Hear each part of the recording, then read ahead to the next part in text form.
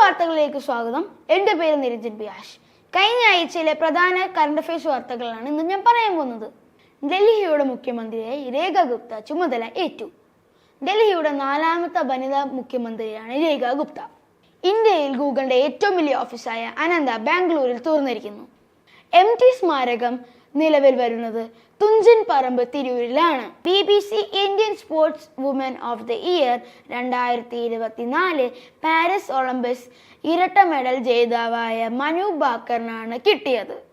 2024 ഓടക്കുഴൽ award K അരവിന്ദാക്ഷന്റെ ഗോപ എന്ന നോവലിനാണ് കിട്ടിയത്. 72ാമത്തെ ലോക സുന്ദരി കിരീടം മത്സരം നടന്നത് തെലുങ്കാനയിലാണ്. 2025 ICC ചാമ്പ്യൻസ് ട്രോഫി വേദികയാണ് ദുബായും പാകിസ്ഥാനും. ബഹിരാകാശത്തിൽ ഏറ്റവും കൂടുതൽ സമയം നടന്ന ആളാണ് സുനിത വില്യംസ്. 9 തവണയായി 62 കിലോമീറ്ററാണ് നടന്നത്.